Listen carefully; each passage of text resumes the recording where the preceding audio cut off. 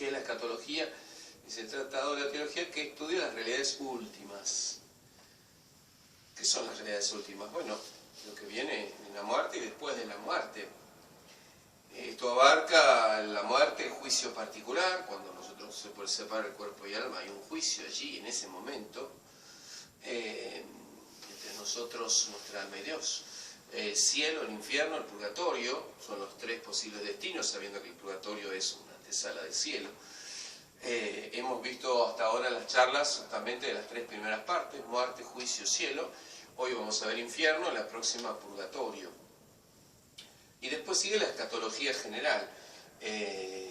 Después del próximo encuentro, que sería el viernes que viene, el otro viernes vamos a ver la segunda venida de Cristo, el siguiente, la resurrección de los muertos, al final de los tiempos, el siguiente, el juicio universal, juicio final llamado también, y el siguiente, cielos nuevos y tierra nueva. Veremos un poquito de la última prueba de la Iglesia y lo que se puede llamar un poco la apocalíptica. Eso es lo que nos queda, digamos, de recorrido. Hoy nos toca el infierno. Uno diría, bueno, no es lo más agradable hablar de esto, pero bueno, es importante comprender que esto es una realidad posible para todos, querible para nadie. Dios no manda a nadie al infierno. Dice la primera carta a Timoteo, San Pablo, que Dios quiere que todos se salven. Ese es el plan divino. Dios quiere que todos se salven. ¿Por qué hace Dios esta creación, este tiempo que es la tierra, el tiempo en el cual nosotros tenemos para merecer hasta que morimos? Esa es la muerte y lo que viene después, que son las postrimerías. Entonces tenemos un tiempo para merecer, diría de otra forma, para elegir. Dios nos ha hecho libres. Dios es amor, solamente se puede vivir el amor en libertad. Y por lo tanto la libertad implica elección. Esto es un poco la vida en la tierra, un tiempo para elegir. Dios nos da la posibilidad de elegir. Y en este sentido Dios no manda al infierno a nadie, no es que Dios quiere que nadie se vaya al infierno. Ahora, nosotros elegimos, según lo que elegimos en esta tierra, será que entonces lo que estamos eligiendo para la eternidad. Si yo elijo el amor, personas que viven amando, haciendo el bien, creyendo en Dios, ayudando al prójimo, bueno, si yo elijo el amor voy a tener el amor. El cielo es el amor infinito. Si yo elijo el odio, elijo robar, matar, violar, asesinar, lo que sea, estafar, corrupción, no sé, lo que a ustedes se les ocurra, la guerra, si yo elijo el odio, voy a tener odio. El infierno es eso, es odio eterno. Pero en el fondo, los dos destinos definitivos son elecciones del hombre, no son que Dios arbitrariamente decide que una persona a este lo mandó, como cuando un chico va al colegio, dicen que cuando aprueban, los chicos dicen que ellos aprobaron. Le dice la mamá, aprobé. Y cuando le va mal, dice el padre, el profesor me bochó. Entonces, bueno, a veces podamos tener esa misma perspectiva para ese otro juicio, para ese otro examen, que es el examen de la vida. Dios no me va a bochar arbitrariamente. Ese soy yo, que o estudié o no estudié, elegí bien o elegí mal. En definitiva es un poco eso. Las almas de los que mueren en estado de pecado mortal sin arrepentimiento van al infierno. Así dicho, y esto en el mundo de hoy suena un poco duro, no, pero en el fondo, ¿qué es el pecado mortal? Es una ruptura con Dios, consciente, libre, optada, con voluntad, queriéndola. El pecado mortal no es llegué 5 minutos tarde a misa, eso no es el pecado mortal. El pecado mortal es cuando yo sé que estoy haciendo algo que rompe mi amistad con Dios. Y lo hago libremente, conscientemente. Por eso que el pecado mortal no es un acto fallido. El pecado mortal es algo elegido y que sabiendo lo que significa una ruptura con Dios, no me importa, lo hago igual. Bueno, el que muere así y no se arrepiente, porque puede arrepentirse. Acordémonos la vez pasada que vimos un poquito el tema del juicio particular y hablamos un poco de, bueno, por ejemplo, el buen ladrón en el último momento se arrepintió. Bueno, toda persona puede arrepentirse en el último momento. El cura de Ars decía una frase que es muy ilustrativa, que decía, aún el peor de las personas, y aún cuando cometiendo en el último instante un acto contrario a Dios, se suicida, por decir así, se tira de un puente, él decía, bueno, pero aún cuando se tira el puente, en el recorrido de la caída, por ahí se arrepiente. ¿Qué estamos diciendo con eso? Que nadie de nosotros puede afirmar que alguien está condenado, porque no. Así como hay una lista de canonizados, canon quiere decir lista, los que la Iglesia ha reconocido como santos, y sabemos que están en el cielo. Yo no sé quién está en el infierno, no puedo decir este o aquel está en el infierno, puedo decir a este o aquel estaban bien encaminados, yo que sé, Hitler, Stalin, unos monstruos que mataron millones de personas. Uno dice, bueno, no estaban muy encaminados para el cielo, porque no. Ahora, ¿qué pasó en su vida? ¿Se arrepintieron? ¿No se arrepintieron? Eso lo sabe Dios nomás. Nosotros no podemos condenar a nadie, porque no somos quienes para juzgar a nadie. El juez es Dios. Fíjese cómo lo dice el catecismo: morir en pecado mortal sin estar arrepentido ni acoger el amor misericordioso de Dios significa permanecer separados de Él para siempre por nuestra propia y libre elección. Este estado de autoexclusión definitiva de la comunión con Dios y con los bienaventurados es lo que se designa con la palabra infierno. Es interesante que el catecismo lo pone de este modo, ¿no? Autoexclusión definitiva. Soy yo que me autoexcluyo definitivamente.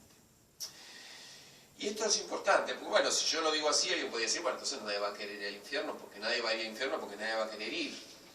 Y en el fondo todos al último momento nos arrepentiremos. A veces dice un poco la gente jugando con las cosas importantes.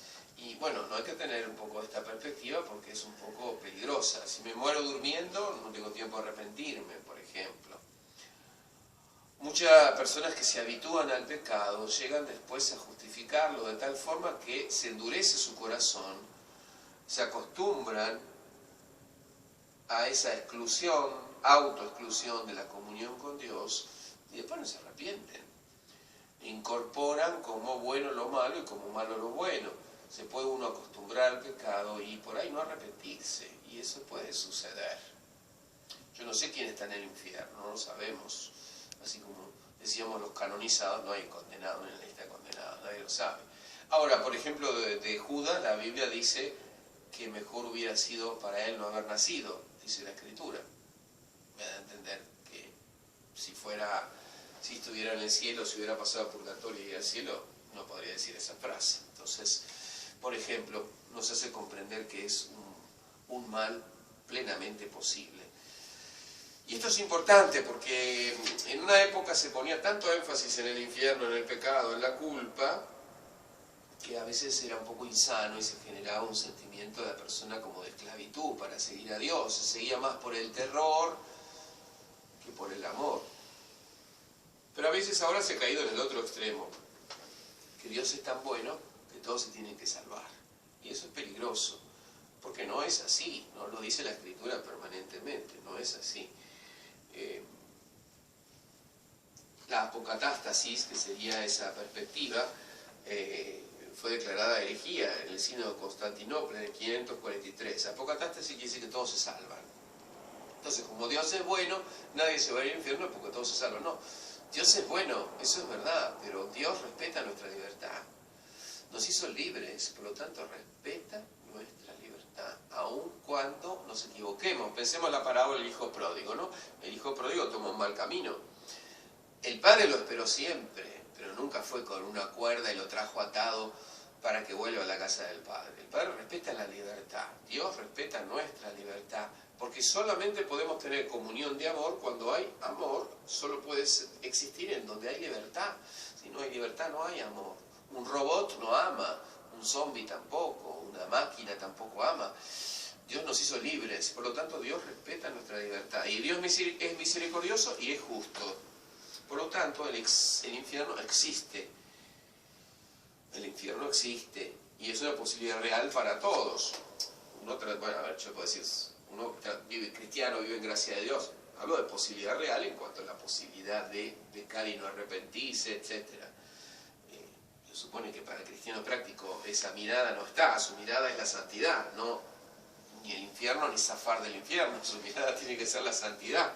Ahora, como opción de la libertad posible, podemos decir, eso es posible para todos. Obviamente nadie busca ni va a querer eso, pero ahí está poco la libertad, y eso se juega en cada uno. Es claro, la Escritura nos habla permanentemente de esto. Hay algunos que dicen lo que decía antes, es demasiado común ahora, incluso en la teología, que bueno, todos se salvan porque Dios es bueno, entonces hay que interpretar simbólicamente. Entonces cuando se habla del infierno, no, es una especie de metáfora.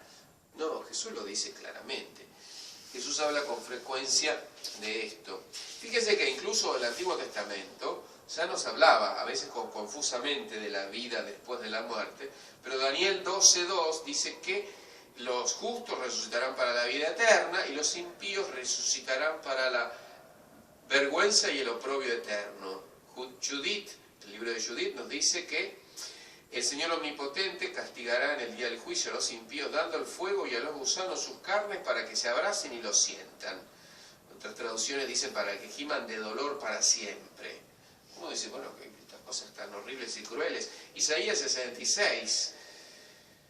Los impíos serán entre los muertos en el oprobio sempiterno. O sea, hay una desdicha para siempre. Serán sumergidos en el dolor y perecerá su memoria. Eso es en el Antiguo Testamento. Pero Jesús es la misericordia, Jesús es el amor infinito. Jesús tanto es misericordia que Él murió en lugar nuestro, Él eligió morir para salvarnos. Ahora, claramente nos habla de la posibilidad del infierno. Habla de la gehenna un montón de veces, Mateo 5:29, 10:28, 23:15, Marcos 9:43, 45, 47, podría citar miles de citas. La gehenna se llamaba el Valle del Genom, que era en Jerusalén, debajo de una montaña, era donde se enterraba la basura, se quemaba la basura. Entonces, signo de la gehenna es como lo peor, digámoslo así, el fuego de lo peor. Pero está hablando del infierno, obviamente. La gehenna de fuego, dice Mateo 5:22. Gehenna donde el gusano no muere ni el fuego se extingue, Marcos 9:46. Fuego eterno, dice Mateo 25:41. Fuego inextinguible, Mateo 3:12, Marcos 9:42. Otra imagen, horno de fuego, Mateo 13:42 y 50. Suplicio eterno, Mateo 25:46. El lugar de las tinieblas, Mateo 8:12, 22:13. El lugar de los aullidos y el rechinar de dientes, hay un montón de citas que habla de esto, Mateo 13:42 y 50, Lucas 13:28. Entonces no podemos decir que el infierno no existe, si el mismo Jesucristo, que es la misericordia encarnada, la bondad sin límites, nos habla claramente de esta realidad, y que esa realidad existe. Obviamente, ninguno de nosotros quiere ir allí, nadie quiere ir allí. Ahora, no se trata de poner tanto énfasis en el infierno que la gente viva en función del terror y se porte bien para no ir al infierno.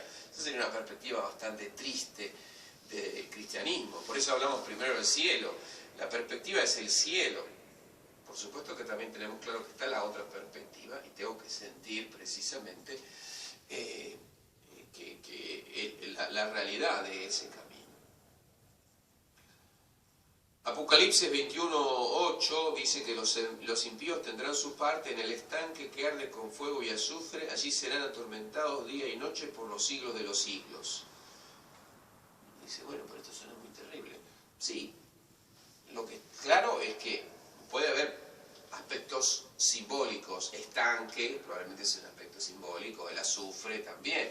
Ahora, está hablando de una desdicha eterna y eso no es simbólico, eso es una realidad. Todas estas expresiones están hablando con contenido simbólico de una realidad objetiva, o sea, la gehenna no es un problema del valle, de la montaña, sino está hablando de una realidad. El horno de fuego, bueno, está hablando evidentemente de una realidad que no se puede negar.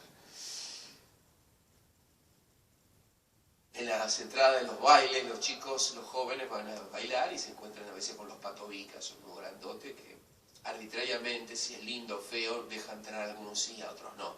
Bueno, eso no es la vida eterna. No es que Dios arbitrariamente va a mandar al infierno a alguien porque no le cayó bien. Al infierno va el que decide ir, el que decide odiar, el que decide rechazar a Dios, el que decide romper con Él y está convencido de eso y no se arrepiente, no, está eligiendo, por lo tanto va a ir hacia donde eligió. Y ahí está un poco también el respeto de la libertad de parte de Dios. ¿Cuántas veces decimos, ¿Por qué no hay justicia en este mundo? Vemos las injusticias, un político corrupto acá, en este país, en el otro. Vemos aquel que, no sé, cometió un asesinato. Y entonces nos indignamos y dijimos, ojalá, y los jueces no hacen justicia, los jueces humanos decimos, ojalá hubiera justicia. Bueno, eso es el juicio. Y el juicio implica justicia, y por lo tanto, el que eligió el mal y no se arrepiente, encuentra precisamente aquello que eligió. La enseñanza de la Iglesia, dice el Catecismo, el número 1035, desde el 1033 habla sobre este tema, afirma la existencia del infierno y su eternidad. Las almas de los que mueren en estado de pecado mortal descienden al infierno inmediatamente después de la muerte y así sufren las penas del infierno, el fuego eterno, que es, sobre todo, la pena principal, es la separación eterna de Dios.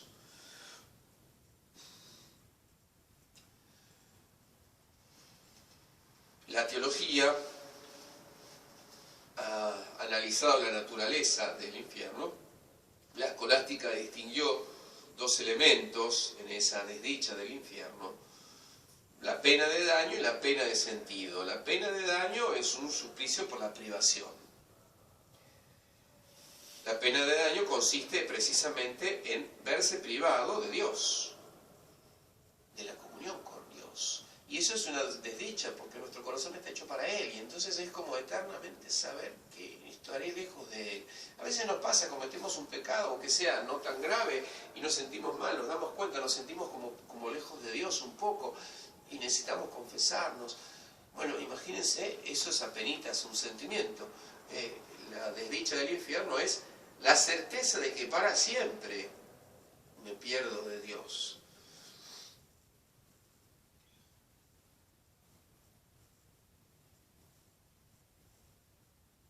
Hay textos de las parábolas que dice Jesús que son claros sobre esto. Por ejemplo, apartados de mí, malditos, no os conozco, dice Jesús. No saben que los injustos no poseerán el reino de Dios. Hay muchas citas que obviamente nos hablan de esta pena de daño. ¿Qué quiere decir? De carencia, si querés. El principal sufrimiento del infierno es saber que para siempre estaré lejos de Dios. Y eso ya de por sí es terrible. Pero aparte se habla de pena sentido. O se le llama pena positiva. Tormentos causados externamente por medios sensibles. Se habla del fuego, el infierno, en las citas que les dije, muchas veces se utiliza la imagen fuego. Y entonces nos puede asustar un poco. Algunos teólogos han dicho, pero si el alma cuando muere la persona se separa el cuerpo del alma, el cuerpo se entierra, el alma, solamente el cuerpo, cuando resucite al final de los tiempos, le puede hacer algo al fuego. El alma, el fuego no le pasa nada porque es espiritual. Entonces, algunos han dicho que el fuego es un sentido metafórico. La mayor parte de los padres hablan del fuego en el sentido del sufrimiento, que incluso sería para el alma. Obviamente, después de la resurrección de los muertos, será para el alma y para el cuerpo. ¿Es un fuego físico? Muchos dicen que sí. Lo que sabemos es que es un gran sufrimiento.